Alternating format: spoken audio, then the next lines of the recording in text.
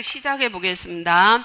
이게 답정너 독해 특강이거든요. 답은 정해져 있는데 우리가 좀 풀어야죠. 그래서 직접 풀어야 돼서 독해 특강인데, 우리 학생들이 독해 특강이라 하면 비문학을 주로 얘기를 하고요. 제가 독해 특강에서 문학 특강은 따로 합니다. 그래서 독해 특강에서 문학까지 집어넣으면 초점이 흐려져서 안 됩니다. 이거는 순전히 비문학 특강입니다. 자, 비문학 특강이 되겠습니다. 그래서 8번으로 완강하는 수업이 되겠습니다. 오늘부터 시작해서 주 1회거든요. 그래서 제가 하라는 대로 좀 따라오셔야 됩니다. 제 수업의 특징인데요. 학생들이 가끔 수업을 하다 보면 이 밴드나 제 문자로 질문이 오기를, 이거 말고 딴 거 그럴 시간이 없습니다. 일단 제가 하라는 거 따라오면 그럴 시간이 없거든요. 그래서 요 수업은 8주 동안 이렇게 진행하겠습니다. 일단 여러분들이 수업 시간에 문제를 풀도록 유도를 할게요. 문제 푸는 시간 숙제 안 해오셔도 괜찮습니다. 제가 고민이라보다 약간 재밌게 생각을 해봤는데, 숙제를 낼까? 아니요. 숙제 내면 또 안 해오는 사람이 있어 진행이 안 되더라고요. 문제 푸는 시간을 드리겠습니다. 수업 안내를 좀 하고 문제 푸는 시간을 드릴 테니까 그 시간에 문제를 여러분 방식으로 한번 풀어보세요. 그리고 저하고 맞춰보는 겁니다. 제가 설명하는 방식으로. 그러니까 각자 자기가 독해 문제 푸는 방식으로 풀겠죠, 그죠? 방식대로 풀고요. 방식대로 푸는데 저하고 반드시 맞춰보셔야 됩니다. 그러니까 제가 이제 풀이를 하겠죠. 선생님이 풀이를 하면 이 비문학 특강에서 자기 생각대로 풀어서 시간을 절대 못 줄입니다. 여러분들이 시간 안에 못 풉니다. 그래서 제 방식에 조금 맞춰주셔야 됩니다. 선생님이 풀이하는 방식대로 조금 배워가세요. 그러려고 이거 특강 듣는 거 아니겠습니까? 배워가자라는 주장을 좀 하고 싶습니다. 자, 문제 푸는 시간을 드릴 테니까 다시 해요. 지금 들어오는 친구도 있어서 다시 설명하겠습니다. 각자 방식대로 푸세요. 처음에는 제가 관여하지 않습니다. 근데 제가 풀어내는 설명하는 방식대로 다음에는 풀어가셔야 됩니다. 자기 방식대로 풀어서 시험 점수가 여러분들이 공부를 지금 시작했건 2달 전에 시작했건 6개월 전에 시작했건 우리 공무원 수험생들이 예를 들어 요즘은 독해 문제가 거의 10개에 육박합니다. 그러니까 시험 문제 절반이고요. 문법조차도 이 실제 대화하는 문장, 실제 우리가 쓰는 문장을 내기 때문에 저는 거의 20개라고 다 생각합니다. 이 비문학 특강이 필요한 이유는 공무원 시험에서 이 국어에서 독해가 안 되면 다른 과목 문제도 못 풉니다. 사회가 뭐고 지문들을 빨리 읽어내지 못하면 아무것도 못 하거든요. 그러니까 여러분들이 풀어서 자꾸 떨어지는 방식으로 하지 마시고 제 방식대로 가세요. 제 방식대로. 그게 도움이 되거든요. 그래서 그걸 좀 배워가신다 이렇게 생각하십시오. 그러니까 자기 고집이 센 친구들은 1시간 들어보시고 이건 내 방법하고 안 맞다 이렇게 싶으면 집에 가셔도 괜찮습니다. 그래서 제가 좀 원하는 친구들한테 좀 제가 전달하고 싶은 걸 좀 마음껏 전달하고 싶거든요. 그래서 이렇게 팔짱 끼고 보통 이제 수업하다 보면 항상 그런 친구들이 3분의 1은 되거든요. 전현이 얼마나 잘하나 두고 보자. 항상 그래요. 그런 시선 늘 받으면서 학원 선생님들이 수업을 하거든요. 꼭 3분의 1은 그래요. 이렇게 팔짱 끼고 네가 얼마나 잘하나 보자 해서 자기 고집대로 가실 것 같으면 이 비문학 특강은 안 들으시는 게 좋습니다. 그래서 제 방식이 어떤지 보시고 이 방식이 시간을 줄이고 정답을 낼 수 있는 가능성이 많다고 생각하시면 그 방식대로 복습을 하셔야 됩니다. 자, 그 방식대로 복습하자. 그래서 문제 푸는 거는 그렇게 복습을 좀 해주시면 되겠습니다. 그 다음 2번째요. 여러분들이 독해 비문학 문제를 양치기로 가시면 안 됩니다. 수능에서 양치기라는 말을 쓰거든요. 그러니까 가끔 EBS 교재나 다른 비문학 교재, 수능 비문학 교재를 갖고 와서 문제 양을 늘려가지고 어떻게 얻어 걸리겠다 이런 생각을 하는 친구들이 많아요. 늘린다.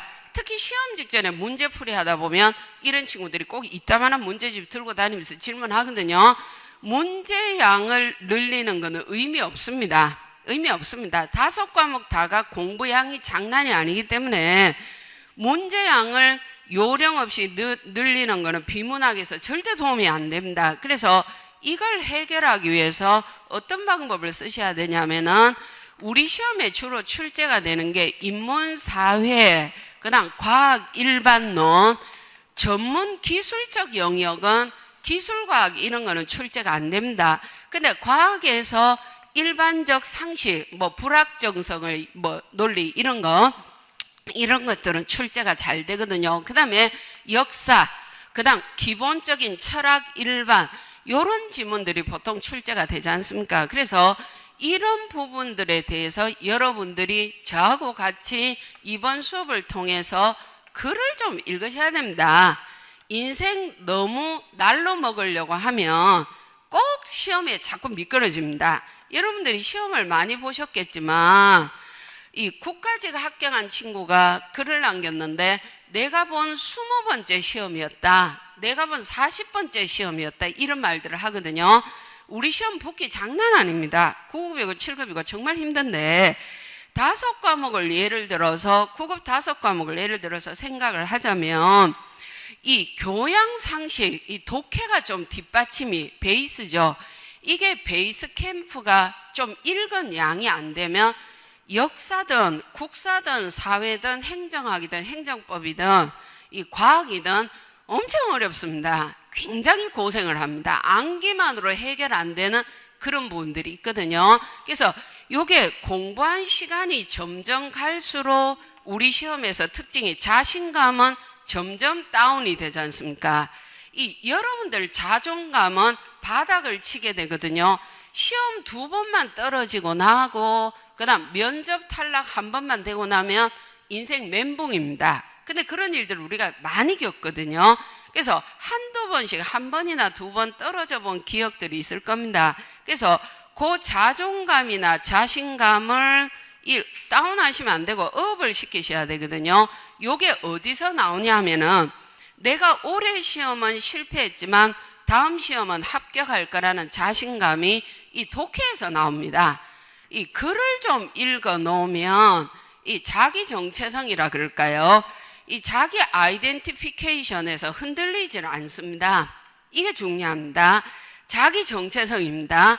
내가 누군지, 내가 뭐 하려고 이거 하는 건지, 이 일 뒤에는 뭐가 있는 건지, 이 시험 합격하고 나도 인생에서 어려운 일은 무지하게 많습니다. 그때도 멘탈 붕괴될 일은 앞으로도 창창합니다. 정말입니다.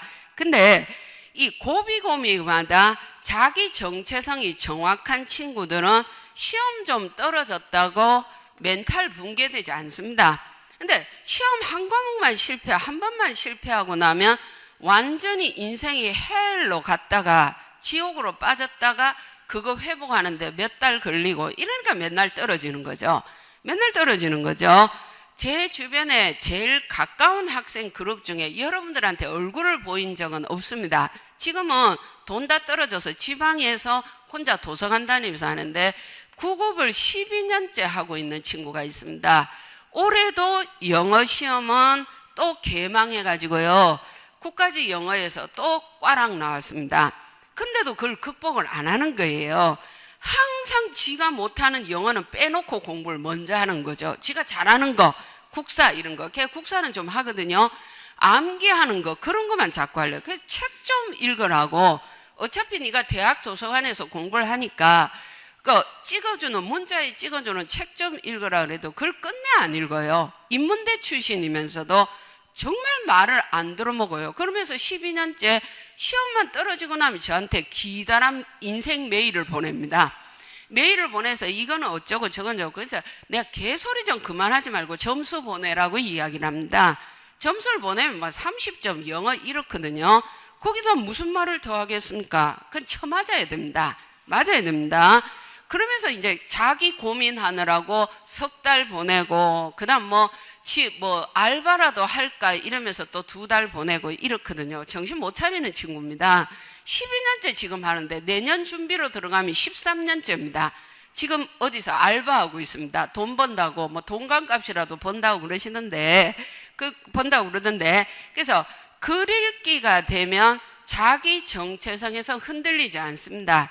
조금 파도가 있다고 해서 다가오는 파도 물결마다 다 흔들릴 것 같으면 차라리 죽겠습니다. 인생 못 삽니다. 정말로 흔들리거든요. 이렇게 됩니다.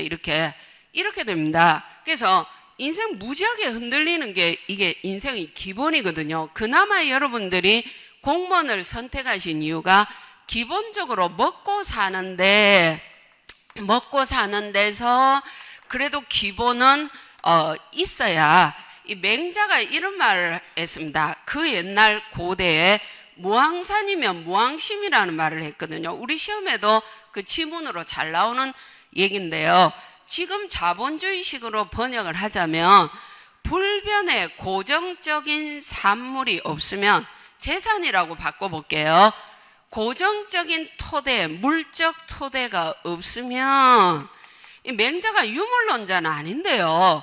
고정적인 물적 토대가 없으면 불변의 마음도 없다. 뭐 이런 식으로 늘 흔들리는 인간밖에 안 됩니다. 그래서 여러분들이 먹고 사는 기본 토대를 마련하기 위해서 이 시험 준비하는 거거든요. 자기 정체성 실현하기 위해서 공무원 시험 준비하는 거 아니지 않습니까? 먹고 사는 문제에서 계속 흔들리면, 그러니까 한 달 생활비가 100만 원 드는데 이 100만 원을 어디서 구할 건가라고 이틀만 고민해 보면 사람들 전부 한강 가서 자살해야 됩니다. 무지하게 힘들거든요. 누가 나한테 공짜로 노량진역에서 1시간 서 있어 보십시오. 100원짜리 한 장도 안 줍니다. 동전 한 입도 안 주거든요. 그래서 이 시절에서 물적 토대는 기본입니다. 물적 토대는 기본입니다. 그래서 무항산이면 무항심이기 때문에 내가 필요한 걸 먹고 사는데, 필요한 걸 사는데, 이 뭐 캐논 카메라를 산다든지 내가 좋아하는 일을 하기 위해서 이 항산이 기본인 시절입니다. 그래서 그것 때문에 공무원 공부하는 거거든요. 뭐 남의 눈을 의식하고 이런 거 다 개소리입니다. 그 거짓말이고요. 어떤 친구는 이번 달 7월 초 개강을 하니까, 이번 주에 개강했거든요. 어떤 학생이 아직 22살밖에 안 됐어요. 여릿여릿해요. 이 에세이를 써내라 그랬더니 자기 존재 실현을 위해서 공무원 소리를 한대요. 공무원 시험을 준비를 하기로 결정을 했대요. 행정학과인데. 그래서 제가 밑에, 와, 정말 굉장히 포부가 크신데 2주일 있다가 다시 이 말 나오나 두고 보자. 5과목 종합과 다 듣고 나서 이 소리 나오나 두고 보자. 나랑 친해져요. 자주 문자하세요. 이런 식으로 답을 남겨줬습니다. 그래서 요 필요 때문에, 단지 이거거든요. 단지 이것 때문에 여러분이 이 시험 준비하는 건데, 이게 대단히 중요합니다. 이거 항산이 있다는 건 무지하게 필요한 일이거든요. 그래서 요 구체적 필요성을 계속 자기 머릿속에 일깨우세요. 딴 이유를 자꾸 갖다 붙이지 마세요. 그거 다 거짓말입니다. 자기를 속이려고 들지 마시고, 여러분 스스로 자기가 먹고 사는데 필요한 비용을 버셔야지 그 다음에 뭐 철학이고 뭐고 이런 것도 실현이 가능하거든요. 딴 인생도 꿈꿀 수 있거든요. 그래서 그건 너무 중요한 목표예요. 중요한 목표이기 때문에 그건 하나 고정적으로 가시고, 시험에 합격하는데 이 세월이 갈수록, 시간이 지날수록 독해가 돼야 그 목표를 달성하는데 자기 정체성이 흔들림이 없어요. 그러니까 조금만 누가 나한테 눈빛만 달리해도 제가 나를 싫어하는가 봐, 어머 제가 나를 미워하는가 봐, 이렇게 생각하는 그런 멘탈이라면 내년 시험 또 떨어져요. 그러니까 이 목표를 달성하기 위한 자기 정체성 확인을 위해서도 필요합니다. 이거 시험 문제 푸는데도 보기 보고 찍어가는, 제가 푸는 방식대로 하는 데 있어서도, 정답을 높이는 데 있어서도 요런 기본적인, 제가 뭐 그렇게 깊숙하게 들어가는 것도 아니거든요. 얄파간 몇 개의 지식인데 여기서 꼭 읽어야 될 지문을 같이 읽어드리겠습니다. 여러분 보고 줄 긋고 제가 써머리 하라 그러고 제가 한번 해드릴 테니까 여기에서 중요 지문들을 뒤에다 뽑아놨거든요. 그래서 그거를 매주 한 챕터씩 읽어 가셔야 됩니다. 그래서 여기까지입니다. 제 수업 안내는